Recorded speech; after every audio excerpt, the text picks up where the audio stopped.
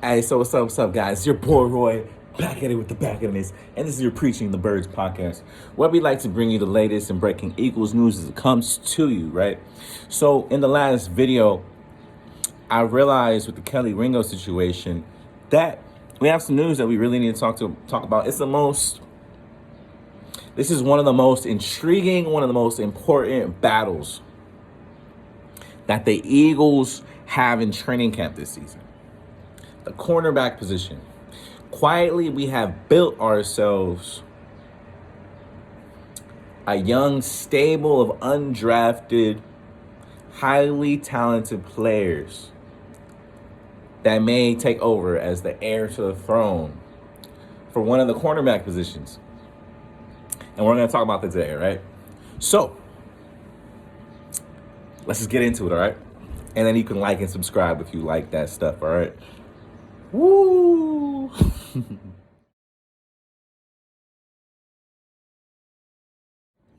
So I'm going to read you guys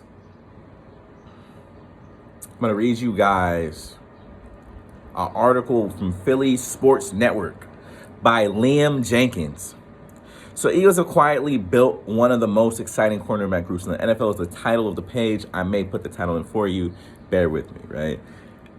Obviously, I read this before I decided to create this, right? So this was actually done. This article was created in like May, I have it right here. It's May 8th, 2023. You know what I'm saying? But I was thinking about it, and I was like, let me look and see if somebody else is thinking what I'm thinking. And they were. So let's hop into it. So, the Philadelphia Eagles built themselves a super team in 2022. But when the dust settled on a saddening Super Bowl defeat, it was assumed that many of those big names would test free agency. Some did, but two key names didn't, and it's now given Philadelphia one of the deepest cornerback groups in the entire NFL.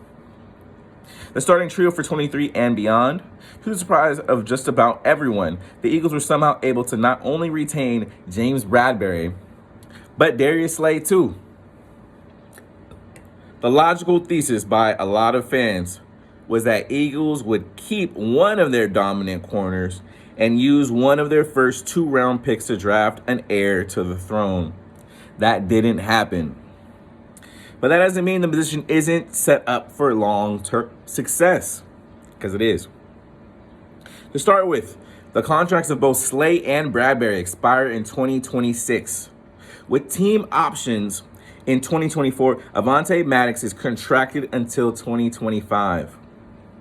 That gives Philadelphia 2 guaranteed years with top 10 boundary corners at the helm, along with a stable nickel option and time to develop younger talent. They could, of course, add resources to the defensive backfield in that time, but they seem to be taking on a new approach, which in my opinion is getting undrafted free agents. Now back to the article. The Eagles did draft a cornerback. Before we get to the really interesting part, let's not forget that Philadelphia did just draft Kelly Ringo, another Georgia graduate. Ringo has been the top corner for the Bulldogs over the last 2 seasons. And Pro Football Focus graded his 2022 season as an elite 71.4. Personally, I thought Tyson Campbell was more of the dominant person in 2021, but that's between, me, you, and God. But hey, that's cool, whatever. A new prototype. The Eagles added 2 undrafted free agent cornerbacks to their secondary last year in the way of Mario Goodrich and Josh Jobe. 2 names who many assumed would be taken in the heart of the NFL draft in 2021 and ultimately fell through the cracks. A similar formula was applied to their 2023 undrafted free agent haul. The Eagles signed former LSU standout Mekhi Garner along with Alabama's Eli Ricks. That's 4 big play corners from 3 big name schools in just 2 years. Each has their own strengths and weaknesses, but Jobe and Garner are around for playing a similar brand of football to Ringo. There's a lot of height, tenacity, and ball production within the quartet of undrafted free agents, and it's far from coincidental. The Eagles placed a renewed focus on generating turnovers under Jonathan Gannon, and that is in part why Darius Slay's resurgence was so sharp. Now, Howie Roseman has been able to find players who play the same way, have done so at a high level, and can come in under what is a very strong starting trio and develop away from the spotlight as longer-term projects. There's aggressive mentalities would also benefit a largely deficient special teams unit. Depth behind Slay, Bradbury, and Maddox is thin when it comes to guys with NFL experience, but make no mistake, the Eagles have 4 underdogs who have competed at the highest college football level and are ready to step up to the plate. How will it all pan out? We don't know, but what we do know is that iron sharpens iron, and battling against a strong group of wide receivers is only going to help this talented group of underdogs. It may take a year, it may take 3, but when the moment arrives, Sean Desai is going to have to pick, Sean Desai is going to have his pick of a very enticing litter when it comes to finding a potential starter or 2. And that's where we're going to end the article. That's where the article actually ends too. But we're going to talk about 3 players that I think are going to make it. Mario Goodrich, I am sorry. I'm not going to talk to you about, or I'm not going to talk to our people about you, because I do not believe you have a chance of making it on the roster. Now, the practice squad, I believe you will be there if another team doesn't sign you, but I don't believe that man will be there. So, I gotta say the truth. Gotta say real truth. I have no freaking idea who is going to be our 5th, 6th cornerback option. So, the Eagles for sure have Darius Slay. We have Avonte Maddox, and we have James Bradbury penciled in. We also have Kelly Ringo. That is 4 people. We may carry 6 or 5.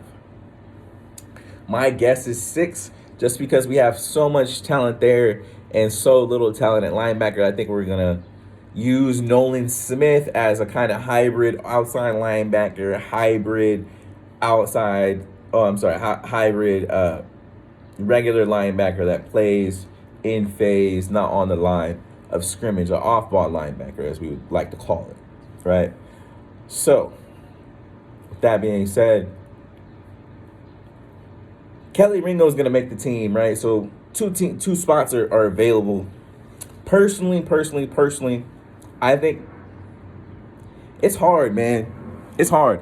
I think Mekhi Garner and I think Eli Ricks is going to get it. But dang, I like Josh Jobe, man. Josh Jobe looked really good last year, man. But let's think about it, right? Mekhi Garner, he's 6'2". He's 210 pounds, and he runs a 4.5, right? So Mekhi Garner is just as big, if not bigger than James Bradbury, and runs the same 40 time as James Bradbury. He's built like James Bradbury, and he hits like a truck. I personally think you can move him to safety, and you can move Kelly Ringo to safety, but I think he would have a better fit at safety than other players would. Kelly Ringo or Eli Ricks, you know what I'm saying? Let me know what you guys think about it, but I think Mekhi Garner has the most ability when it comes to playing multiple positions, right? Now, I think Eli Ricks played the best out of the 3 cornerbacks mentioned when he was given the opportunity. The problem with Eli Ricks, though, is that boy not only ran slow at his 40 time, he also had a lot of off-the-field issues, meaning he was doing a lot of crazy stuff at Alabama, playing around with guns, trying to, act out, I think I even heard a report he was like caught robbing or using a deadly weapon to try to steal from somebody. You know what I mean? And that's highly, highly, highly, highly shady characteristics from a player trying to make it into the NFL when you know for a fact that these teams are going to be doing a high, in-depth research on your life, on your lifestyle choices and the things you like to do, where you came from, who your favorite teacher was in high school, and all that crazy stuff. I don't know why he did it, but I think Eli Ricks has a great opportunity to make it on this team simply because of this. Eli Ricks was last year in the mock drafts for our 2023 class, meaning, before the season was even over.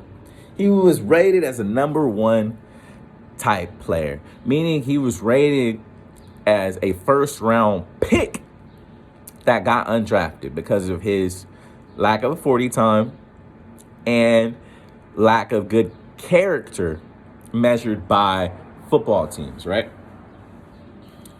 And then there's Josh Jobe, also formerly out of Alabama. I didn't mention that Eli Ricks is about 6 foot, 200 pounds. I should mention that as well. My bad about that. But back to Josh Jobe. Josh Jobe is 5'11", out of Alabama. He was a person that was touted as maybe coming out around the 4th round. I really love Josh Jobe's tape. I really did. I was like, bro, why didn't he get drafted? And the truth is, he just had a lot of injuries. He's also known for having difficulty staying in phase with receivers when it comes to